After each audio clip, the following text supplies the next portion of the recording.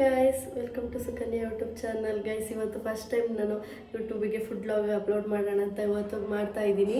ಏನು ಮಾಡ್ತಾ ಇದ್ದೀನಿ ಅಂದರೆ ಚಿಕನ್ ತಂದೂರಿ ಮಾಡ್ತಾ ಇದ್ದೀನಿ. ಗೈಸ್, ನನಗಂತೂ ತುಂಬ ಇಷ್ಟ ಚಿಕನ್ ತಂದೂರಿ ಅಂದರೆ. ಕಬಾಬ್ಗಿಂತ ನಂಗೆ ಚಿಕನ್ ತಂದೂರಿ ಅಂದರೆ ತುಂಬ ಇಷ್ಟ. ಹಾಗಾಗಿ ನಾನು ಫಸ್ಟ್ ಫುಡ್ ವ್ಲಾಗ್ನ ತಂದೂರಿ ಮಾಡೋಣ ಅಂದ್ಕೊಂಡಿದ್ದೀನಿ. ಗೈಸ್ ಫಸ್ಟು ಪ್ಲೇಟಿಗೆ ಚಿಕನ್ ತೊಗೊಂಡಿದ್ದೀನಿ. ನಾನು ತೊಗೊಬಿಟ್ಟು ಫಸ್ಟು ಚಿಕನ್ನ ನಿಮ್ಗೆ ಯಾವ ಥರ ಬೇಕಾದ್ರೆ ಕಟ್ ಮಾಡ್ಕೊಳ್ಳಿ, ಕಟ್ ಮಾಡಿ ಇಟ್ಕೊಳ್ಳಿ.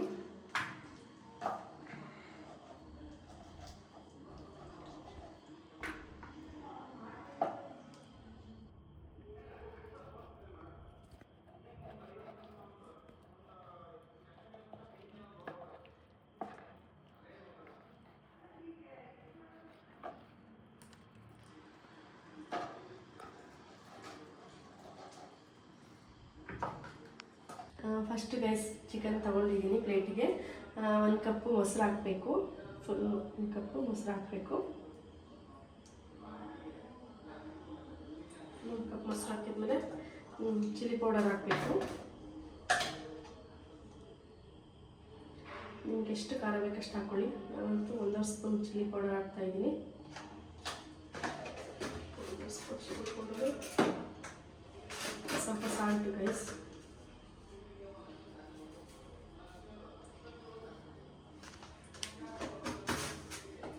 ಶುಂಠಿ ಬೆಳ್ಳುಳ್ಳಿ ಪೇಸ್ಟ್ ಮಾಡ್ಕೊಂಡಿದ್ದೀನಿ. ನಿಮಗೆ ಎಷ್ಟು ಬೇಕಷ್ಟು ಹಾಕ್ಕೊಳ್ಳಿ ಶುಂಠಿ ಬೆಳ್ಳುಳ್ಳಿ ಪೇಸ್ಟು. ನಾನಂತೂ ಹೊರಗಡೆ ತಂದಿರೋ ಶುಂಠಿ ಬೆಳ್ಳುಳ್ಳಿ ಪೇಸ್ಟ್ ಹಾಕೊಳ್ಳೋ, ಮನೇಲೇ ಶುಂಠಿ ಬೆಳ್ಳುಳ್ಳಿ ಪೇಸ್ಟ್ ಮಾಡ್ಕೊಳ್ಳೋದು. ಸ್ಪೂನ್ ಹಾಕ್ಕೊಂಡಿದ್ದೀನಿ. ಅದಾದಮೇಲೆ ಸ್ವಲ್ಪ ಗರಂ ಮಸಾಲ ಹಾಕೋಬೇಕು. 1 ಸ್ಪೂನ್ ಗರಂ ಮಸಾಲ ಮತ್ತು ಚಿಕನ್ ಮಸಾಲ. ಗೈಸ್, ಇದು ಚಿಕನ್ ಮಸಾಲ ಮತ್ತು ಗರಂ ಮಸಾಲ ಇದು ಹೋಮ್ ಮೇಡ್ ನಾನು ತಂದು ಯೂಸ್ ಮಾಡೋದು ಆಲ್ಮೋಸ್ಟು. ಹಾಗಾಗಿ ಗರಂ ಮಸಾಲ ಚಿಕನ್ ಮಸಾಲ ಎಲ್ಲ ಇರುತ್ತೆ. ನೀವು ಬೇಕಾದರೆ ಗರಂ ಮಸಾಲ ಮತ್ತು ಚಿಕನ್ ಮಸಾಲ ಹಾಕ್ಕೊಳ್ಳಿ. ಆಮೇಲೆ ತಂದೂರಿ ಚಿಕನ್ ಮಸಾಲ ಇದು ಪೌಡರ್ ಬರುತ್ತೆ. ಇದು ಅಂಗಡಿ ತೊಗೋಬೇಕು ನೀವು, ಚಿಕನ್ ತಂದೂರಿ ಪೌಡರು. ಇದನ್ನು ಹಾಕ್ಕೊಳ್ಳಿ 1 ಸ್ಪೂನು.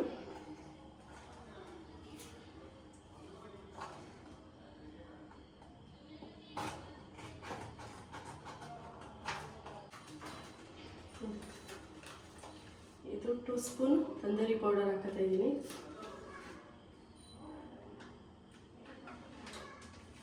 ನಾನು ನೆಕ್ಸ್ಟ್ ವಿನೆಗರ್ ಯೂಸ್ ಮಾಡ್ತಾ ಇದ್ದೀನಿ. ನಿಮಗೆ ಬೇಕಾದರೆ ನಿಂಬೆಹಣ್ಣು ಕೂಡ ಯೂಸ್ ಮಾಡ್ಬೋದು. ನಿಮಗೆ ಯಾವ್ದು ಇಷ್ಟ ಅದನ್ನು ಯೂಸ್ ಮಾಡಿ. ಒಂದು ಇದು ಹಾಕ್ತಾ ಇದ್ದೀನಿ ವಿನೆಗರ್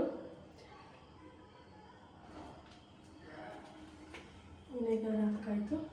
ಇದನ್ನು ಮ್ಯಾರಿನೇಟ್ ಮಾಡ್ತಾ ಇದ್ದೀನಿ. ಇವಾಗ ಫುಲ್ಲು ಎಲ್ಲ ಚಿಕನ್ನಿಗೆಲ್ಲ ಕ್ಲೀನಾಗಿ ಮ್ಯಾರಿನೇಟ್ ಮಾಡಿಡಬೇಕು.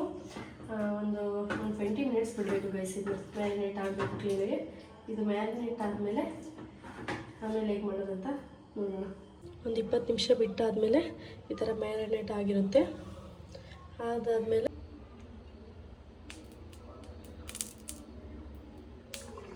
ಆಯಿಲ್ ಹಾಕೊಂಡಾದ್ಮೇಲೆ ಇವಾಗ ಪೀಸ್ನ ಹಾಕ್ಕೋಬೇಕು.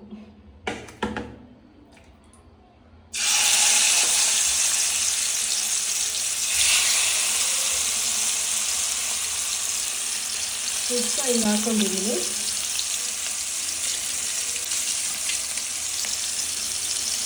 ಇವಾಗ ಇದನ್ನೆಲ್ಲ ತಿರುಗಬಾರ್ದು, ಹಂಗೆ ಬಿಟ್ಕೊಬೇಕಂದ್ರೆ ಫಸ್ಟೇ ಹಾಕಿದ ತಕ್ಷಣ ಇದನ್ನು ತಿರುಗಬಾರ್ದು. 2 ನಿಮಿಷ ಬಿಟ್ಬಿಟ್ಟು ತಿರುಗಬೇಕು. ಯಾಕಂದರೆ ಇಲ್ಲಾಂದರೆ ಮಸಾಲೆ ಎಲ್ಲ ಬಿಡ್ತಾ ಹಾಗಾಗಿ ಒಂದು 2 ನಿಮಿಷ ಆದಮೇಲೆ ಇದನ್ನು ಈ ಥರ ತಿರುಗಬೇಕು.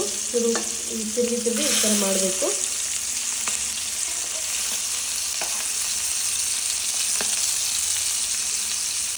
ಜಾಸ್ತಿ ಫ್ಲೇಮ್ ಉರಿ ಕೊಡ್ಕೋಬಾರ್ದು. ಮೀಡಿಯಮ್ ಉರಿಲೇ ಈ ಥರ ಬೇಯಿಸ್ಕೋಬೇಕು ಫಸ್ಟು. ಜಾಸ್ತಿ ಉರಿ ಕೊಟ್ಕೊಂಡ್ರೆ ಅದು ಮಸಾಲೆ ಎಲ್ಲ ಕೆಳಗಡೆ ಒತ್ತಿರುತ್ತೆ. ಹಾಗಾಗಿ ಲೋ ಫ್ಲೇಮಲ್ಲೇ ಗ್ಯಾಸ್ನ ಮಾಡ್ಕೊಂಡು ಬೇಯಿಸ್ಬೇಕು ನಿಧಾನವಾಗಿ. ಗೈಸ್, ಏನಂದರೆ ಇದು ನಾನು ನಾಸ್ಟಿಕ್ ಇದರಲ್ಲಿ ಮಾಡ್ತಾಯಿದ್ದೀನಿ, ಬೋನಲ್ಲಿ. ನೀವು ಬೇಕಿದ್ದರೆ ಓನಲ್ಲಿ ಮಾಡಿದರೆ ಅದೇ ಥರ ಶೇಪ್ ಬಂದಿರುತ್ತೆ. ನಾನು ಇದರಲ್ಲಿ ಈ ಥರ ಮಾಡ್ತಾಯಿದ್ದೀನಿ. ನಾನ್ಸ್ಟಿಕ್ ಇದರಲ್ಲೇ ಮಾಡಬೇಕಾಗುತ್ತೆ.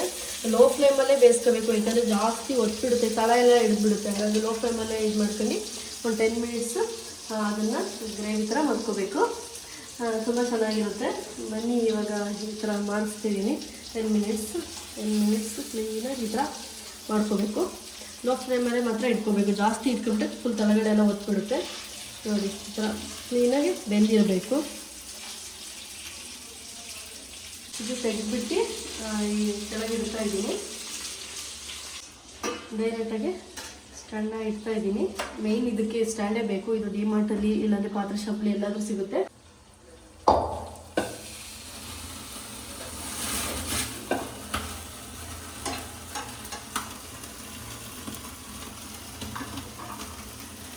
ಇದು ಸ್ಟ್ಯಾಂಡ್ ಮೇನ್ ಬೇಕೇ ಬೇಕು ಇದು ಮಾಡೋಕ್ಕೆ. ಇದು ಡಿಮಾರ್ಟಲ್ಲಿ ಇಲ್ಲ ಪಾತ್ರೆ ಶಾಪಲ್ಲಿ ಎಲ್ಲ ಸಿಗುತ್ತೆ, ಅದನ್ನು ತಗೊಳ್ಳಿ.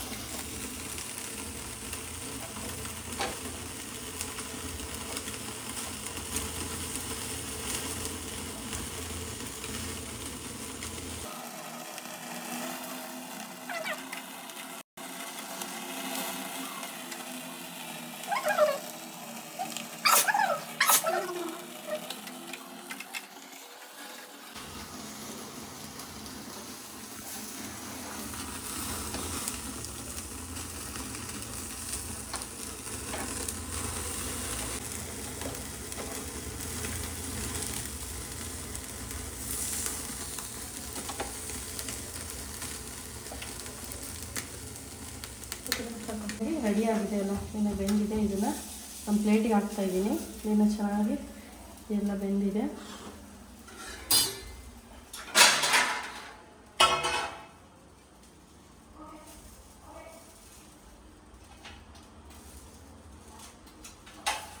A few moments later. Rice ತುಂಬ ಚೆನ್ನಾಗಿ ಕ್ರಿಸ್ಪಿಯಾಗಿ ತುಂಬಾ ಚೆನ್ನಾಗಿ ಬಂದಿದೆ. ಫೈನಲಿ ತಂದೂರಿ ರೆಡಿಯಾಗಿದೆ. ಹೇಗಿದೆ ಅಂತ ಟೇಸ್ಟ್ ಮಾಡಿ ನೋಡ್ತೀನಿ. ತುಂಬ ಚೆನ್ನಾಗಿದೆ, ಸ್ಮೂತಾಗಿ ತುಂಬ ಎಲ್ಲ ಚೆನ್ನಾಗಿ ಬಂದಿದೆ ಗೈಸ್.